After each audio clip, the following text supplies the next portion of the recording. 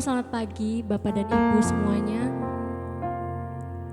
Mari kita mau datang kepada Tuhan, karena kita tahu bahwa tidak ada yang mustahil bagi Tuhan. Segala perkara akan Tuhan tanggung,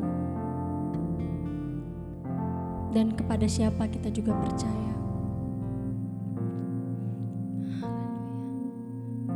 Sebelum itu mari kita berdoa. Terima kasih Tuhan, terima kasih Yesus, terima kasih Roh Kudus. Betapa kami melihat mujizat-Mu semakin hari Tuhan boleh kami rasakan. Kuasa-Mu yang tidak terbatas. Dan kami melihat apa yang sudah Engkau perbuat dalam hidup kami. Dan kami ada sampai saat ini, itu semua karena anugerah dan kasih karunia Tuhan. Terima kasih Tuhan. Kami mau Tuhan Yesus untuk tinggal di hadirat-Mu. Kami mau menyembah, memuji Engkau Tuhan. Terima kasih Tuhan Yesus. Haleluya.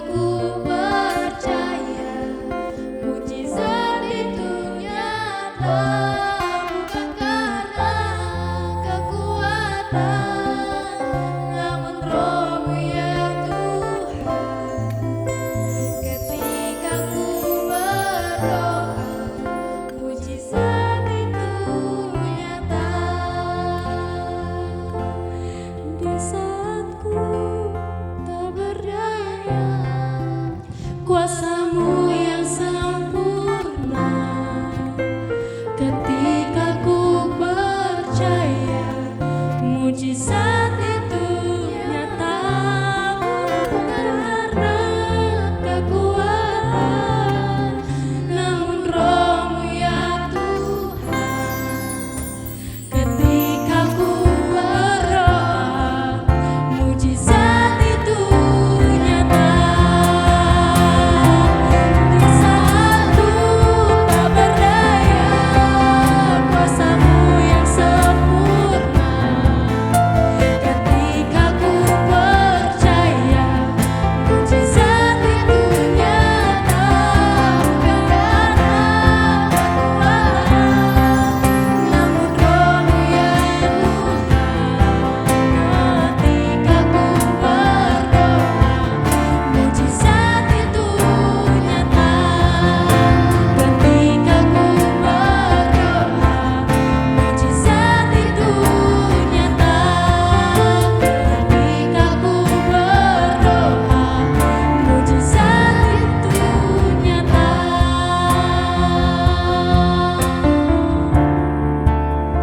Mujizat-Mu nyata Tuhan. Kau yang buka jalan bagiku.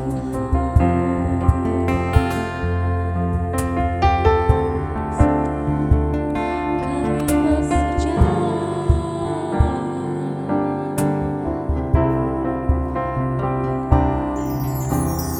Dia buka jalan saat tiada jalan. Dengan cara yang ajaib, dibukanya jalanku. Dia menuntunku dan memeluk diriku. Dengan kasih dan kuasa-Nya, Dia buka jalan. Dia buka jalan. Dia buka jalan saat tiada jalan. Dengan cara yang ajaib, dibukanya jalanku. Dia menuntunku dan memeluk diriku. Dengan kasih dan kuasa-Nya, Dia buka jalan. Dia buka jalan. Dia buka jalan saat tiada jalan. Dengan cara yang ajaib, bukanya jalan. Dan Dia menuntunku dan memeluk diriku. Dengan kasih dan kuasa-Nya, Dia buka jalan. Dia buka jalan. Dia buka jalan saat tiada jalan. Dengan cara yang ajaib, dibukanya jalanku. Dia menuntunku dan memeluk diriku. Dengan kasih dan kuasa-Nya, Dia buka jalan. Dia buka jalan. Dengan kasih dan kuasa-Nya, Dia buka jalan. Dia buka jalan. Dengan kasih dan kuasa-Nya, Dia buka jalan. Dia buka jalan.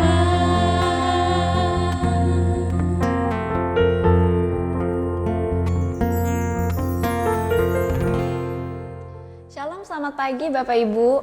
Kita pada pagi hari ini boleh kembali memuji, boleh menyembah Tuhan, dan tiba saatnya kita akan mendengarkan firman Tuhan. Namun sebelum itu, mari kita berdoa. Tuhan Yesus, terima kasih untuk pagi hari ini. Terima kasih untuk hari baru yang masih boleh Tuhan percayakan buat kami. Terima kasih untuk nafas baru yang masih boleh kami nikmati. Dan sebentar Tuhan, kami akan mendengarkan firman-Mu. Tuhan memberkati supaya firman-Mu boleh terus mengingatkan dan menguatkan setiap kami. Terima kasih Tuhan, dalam nama Tuhan Yesus, haleluya, amin. Baik, shalom, selamat pagi Bapak Ibu. Kita akan sama-sama mendengarkan firman Tuhan yang terdapat di dalam Kejadian pasal 26 ayatnya yang keempat sampai dengan yang ke-11. Kejadian pasal 26 ayatnya yang keempat sampai dengan yang ke-11. Kita akan baca bersama-sama. Aku akan membuat banyak keturunanmu seperti bintang di langit. Aku akan memberikan kepadamu keturunanmu seluruh negeri ini, dan oleh keturunanmu semua bangsa di bumi akan mendapat berkat. Karena Abraham telah mendengarkan firman-Ku dan memelihara kewajibannya kepadaku, yaitu segala perintah, ketetapan, dan hukum-Ku, jadi tinggallah Ishak di Gerar. Ketika orang-orang di tempat itu bertanya tentang istrinya, berkatalah ia, dia saudaraku, sebab ia takut mengatakan ia istriku, karena pikirnya, jangan-jangan aku dibunuh oleh penduduk tempat ini karena Ribka, sebab elok parasnya. Setelah beberapa lama ia ada di sana, pada suatu kali menjenguklah Abimelek, seorang raja Filistin itu dari jendela, maka dilihatnya Ishak sedang bercumbu-cumbuan dengan Ribka istrinya. Lalu Abimelek memanggil Ishak dan berkata, sesungguhnya dia istrimu, masakan kau berkata dia saudaraku? Jawab Ishak kepadanya, karena pikirku jangan-jangan aku mati karena dia. Tetapi Abimelek berkata, apakah juga yang telah kau perbuat ini terhadap kami? Mudah sekali terjadi. Salah seorang dari bangsa ini tidur dengan istrimu, sehingga dengan demikian engkau mendatangkan kesalahan atas kami. Ayat yang ke-11, lalu Abimelek memberi perintah kepada seluruh bangsa ini, siapa yang mengganggu orang ini atau istrinya, pastilah ia akan dihukum mati. Amin. Demikian ayat yang boleh kita baca bersama-sama. Pada kesempatan pagi hari ini, tema yang akan saya bawakan adalah krisis iman. Tentunya kita sudah nggak asing dengan kalimat krisis, tentang apalagi ya tadi saya bilang krisis iman dan segala macamnya. Nah, tentunya krisis ini terjadi pada semua atau bahkan pada berbagai aspek seperti krisis keuangan, krisis relasi dengan keluarga, atau krisis dengan identitas kita, atau dan macam-macam lah krisis ini gitu loh. Nah, krisis ini biasanya menguji atau untuk menguji ketahanan diri kita. Apakah kita bisa bertahan dengan krisis tersebut, atau kita akhirnya menyerah dan bahkan lari dari proses yang sedang kita alami atau krisis yang sedang kita lewati gitu.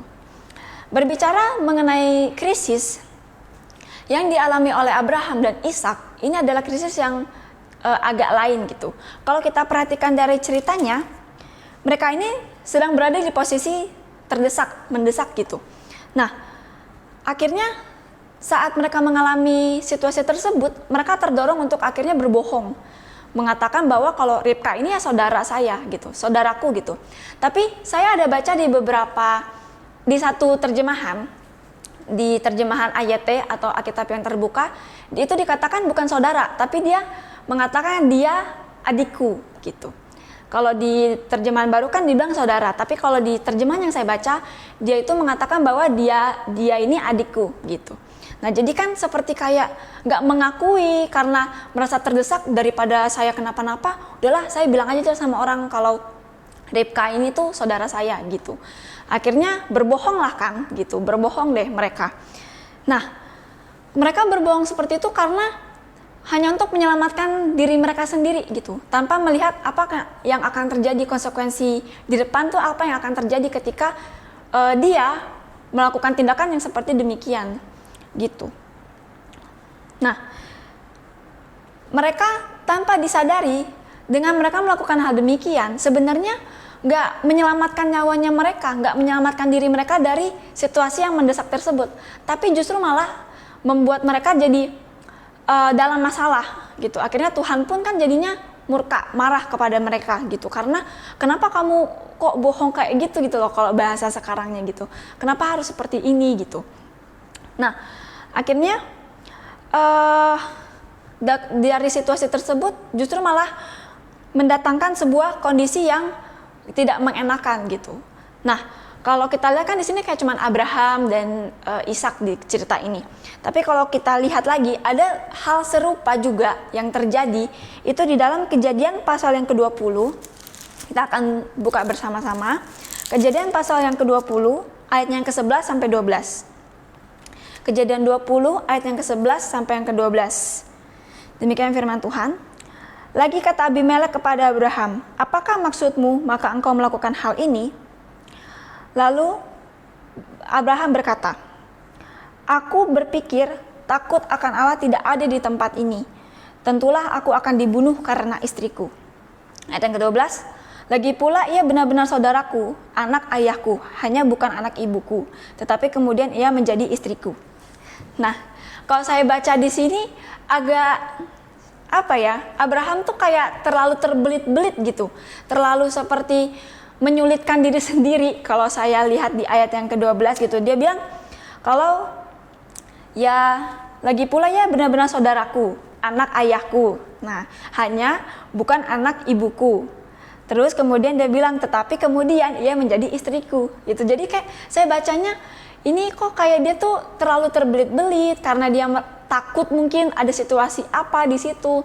Akhirnya dia kayak bahasanya dia tuh seperti jadinya menyulitkan dirinya gitu loh. Kayak dia kan memang anak ibuku, dia dari ini, tapi akhirnya dia menjadi istriku gitu. Kalau saya yang ada di situ mungkin saya bingung. Jadi maksudnya nih dia ini siapa gitu loh. Kalau saya mungkin ada di situ. Nah, tentunya kejadian ini sudah terjadi. Bahkan kalau yang saya baca ternyata ada 2 kali gitu. Nah, tapi di sini mereka masih beruntung karena Allah akhirnya bertindak dan akhirnya justru menyelamatkan mereka gitu. Nah, jadi kalau saya lihat tuh kurang baik apa gitu Tuhan. Waktu mereka melakukan tindakan yang akhirnya mendorong mereka untuk berbohong, terus mereka berusaha mungkin menyelamatkan diri yang sebenarnya juga nggak boleh, nggak berkenan gitu. Tapi Tuhan itu justru malah menyelamatkan mereka gitu. Tuhan bertindak atas mereka supaya mereka nggak kenapa-kenapa gitu loh. Nah, kalau kita lihat dalam kehidupan kita, jika kita renungkan, pasti kita sedang mengalami yang namanya krisis iman. Seperti yang dialami Abraham, dia ragu gitu, dia nggak mempercayai Tuhan. Dia takut kalau misalnya waktu itu dia mengakui Ribka ini istrinya, aduh nanti pasti nih saya dibunuh nih, pasti bakal ada ini gitu. Jadi dia ragu, dia khawatir gitu. Dia takut akan terjadi sesuatu yang menimpa dia gitu kalau misalnya dia mengakui pada saat itu. Nah, bagaimana dengan kehidupan kita? Bagaimana dengan perjalanan hidup yang sedang kita jalani hari-hari ini? Mungkin kita sedang mengalami krisis juga. Mungkin ya kalau dalam kehidupan kita udah pasti mungkin ada yang sedang krisis ekonomi, ada yang mungkin sedang krisis dalam relasi yang tadi saya sudah katakan, ada juga yang mungkin sedang krisis identitas, akhirnya mencari jati diri kemana-mana dan akhirnya menjerumuskan diri sendiri gitu. Mungkin ada juga yang krisis dalam kasih sayang, kurangnya kasih sayang dari keluarga mungkin atau dari orang sekitar yang akhirnya membuat kita, yang tadi saya sudah katakan bahwa akhirnya kita cari di luar gitu, yang sebenarnya kasih itu sudah ada di dalam Kristus. Kalau kita mau membuka diri kita untuk Tuhan, kalau kita mau membuka diri kita untuk diubahkan gitu. Kalau kita menutup diri, kita hanya maunya udah saya aja begini, akhirnya mengasihani diri, saya begini. Terus bagaimana Tuhan mau bekerja gitu? Bukan berarti Tuhan berhenti bekerja, enggak. Tapi sekarang gini, gimana misalkan kita punya rumah, kita pasti punya rumah, semua pasti punya rumah, percaya saya. Nah, terus gimana kita mau mengundang tamu kalau kita nggak mengundang mereka gitu? Pasti kan kalau kita mau ada orang datang ke kita kan kita ngundang mereka, ayo yuk datang ke rumah, misalnya ada ayo yuk Kersel, Komsel di rumah, saya mau buka di rumah saya gitu. Kalau kita nggak kayak gitu, gimana mereka mau datang? Sama halnya dengan Tuhan. Kalau misalnya kita nggak mau mengundang Tuhan, terus bagaimana Tuhan mau bekerja buat kita gitu loh? Bagaimana Tuhan mau beracara buat kita? Bagaimana Tuhan mau pulihkan kita kalau kitanya sendiri nggak mau dipulihkan? Merasa udahlah hidup saya udah hancur, udahlah saya udah krisis saya udah parah, udahlah saya nggak perlu lagi begini gitu.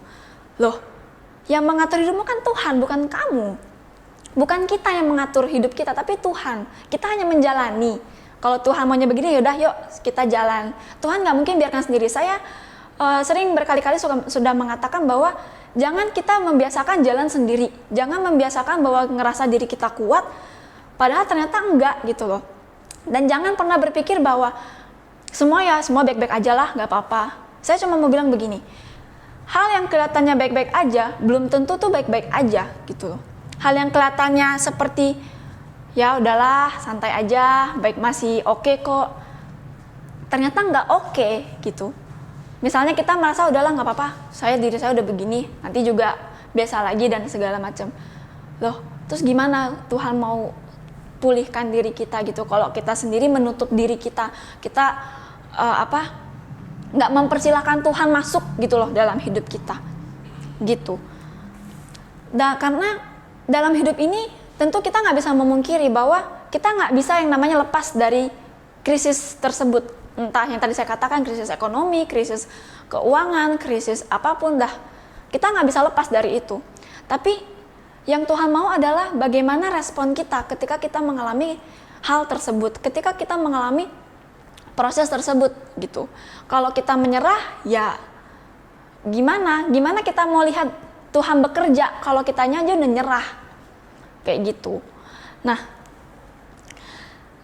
nggak banyak dari kita juga mungkin lagi setelah kita mengalami krisis tersebut, kita mengalami ya bisa krisis, bisa dalam banyak hal, akhirnya kita jadi seperti sulit menerima kenyataan, ditinggal oleh orang yang kita kasihi, atau bisa juga kondisi ekonomi yang sulit, akhirnya yang membuat kita merasa bahwa Tuhan diam gitu, merasa bahwa Tuhan nggak ada. Saya pernah bicara ini sebelumnya, bahwa sepertinya kayak gini-gini aja kok hidup saya gitu. Tapi sebenarnya enggak, hidup kita ini indah, hidup kita ini tuh sebenarnya anugerah. Hidup kita ini tuh akan luar biasa ketika kita mau memberikannya ke Tuhan gitu. Karena cuma Tuhan yang bisa ubah hidup kita, bukan orang lain. Orang lain oke, tapi dia hanya sebagai perantara Tuhan untuk bisa bantu kita proses diri, untuk kita boleh mengubah hidup kita gitu. Karena cuma Tuhan yang bisa mengubah diri kita, mengubah respon kita, itu bagian kita. Sekarang kalau misalnya kita dalam posisi yang sulit, sekarang respon kita bagaimana? Gitu. Jangan malah akhirnya sombong gitu. Kalau Bapak dan Ibu ingat dengan khotbah saya yang sebelumnya, ada ya keangkuhan, sombong dan segala macamnya itu, kita melakukan kehidupan kita itu kayak ya udahlah, saya bisa kok ngelakuin ini gitu. Jangan sampai kita jadi sombong, saudara-saudara. Jangan sampai kita jadi angkuh gitu loh, ngadepin hidup. Udahlah, bisa kok, bisa gitu. Sekarang apa sih yang mau kita sombongin gitu? Semua-muanya punya Tuhan. Dari nafas, jabatan, sampai harta kekayaan, bahkan keluarga kita, itu punya Tuhan. Terus sekarang yang mau kita sombongin ini apa gitu? Gak ada yang bisa kita sombongin selama kita masih hidup di dunia tuh, gak ada gitu. Mau skill yang sebagaimana, maupun pekerjaannya seperti apa, pejabat ke apa segala macam, itu gak ada untungnya kalau kita sombongin gitu. Makanya kadang ya itu, kita sama-sama harus belajar ketika kita mengalami krisis iman. Coba kita datang sama Tuhan, minta Tuhan supaya Tuhan tuh lebih menguatkan kita, biar Tuhan tuh kasih kita hikmat. Tuhan, saya ngalamin ini, apa yang harus saya lakukan? Pasti Tuhan kasih hikmat kok kalau kita minta gitu. Jadi kita nggak jalan sendiri gitu. Nah, dari renungan pagi hari ini, tentunya krisis iman mungkin sedang ada dalam diri kita, mungkin sekarang lagi kita alami gitu. Nah, tapi mari kita sama-sama berdoa, kita meminta hikmat dari Tuhan, supaya ketika kita mengambil keputusan gak salah. Kita bisa mengambil keputusan yang bijak dan tentunya dari Tuhan gitu. Jangan sampai kita salah memilih, dan kita harus tetap berhati-hati dengan keputusan apapun yang akan kita ambil. Baik, amin. Demikian firman Tuhan yang dapat saya sampaikan pagi hari ini, kiranya boleh memberkati kita semua, dan kita akan mengakhiri ibadah pagi hari ini. Namun sebelum itu mari kita berdoa. Tuhan Yesus, terima kasih Tuhan untuk firman-Mu yang boleh kami dengar. Terima kasih Tuhan untuk apa yang boleh kami dengar pagi hari ini. Kami tahu Tuhan, kami masih manusia yang lemah, kami masih banyak kekurangannya, dan kami mau berdoa Tuhan, mungkin ada dari kami yang sedang mengalami krisis iman, krisis yang mulai kurang percaya kepada Engkau. Kami mau berdoa Tuhan, biar Engkau boleh menguatkan lagi iman kami. Tuhan boleh memberikan kami hikmat dalam kami mengambil keputusan, dalam kami menjalani kehidupan kami. Kami berdoa Tuhan supaya apapun yang boleh kami kerjakan, itu semua boleh memuliakan Tuhan. Terima kasih Tuhan, kami mau berdoa dan kami mau terus berdoa Tuhan untuk bangsa dan negara kami. Terima kasih Tuhan untuk bangsa Indonesia. Kami berdoa untuk kesejahteraan di bangsa ini. Kami berdoa untuk keamanan dan untuk sektor yang ada Tuhan, ekonomi dan apapun itu bentuknya Tuhan. Kami berdoa Tuhan campur tangan untuk bangsa kami, dan kami berdoa Tuhan untuk setiap para pemimpin yang ada. Kami percaya bahwa mereka tuh memang Tuhan pilih untuk dapat membangun bangsa ini menjadi bangsa yang makmur dan sejahtera. Terima kasih Tuhan. Kami akan melanjutkan aktivitas kami selanjutnya. Kami rindu Tuhan pimpin kami sepanjang hari ini, dan sebelum itu kami mau berdoa menurut apa yang Kau ajarkan. Bapa kami yang di surga, dikuduskanlah namamu, datanglah kerajaan-Mu, jadilah kehendak-Mu di bumi seperti di surga. Berikanlah kami pada hari ini makanan kami yang secukupnya, dan ampunilah kami akan kesalahan kami, seperti kami juga mengampuni orang yang bersalah kepada kami.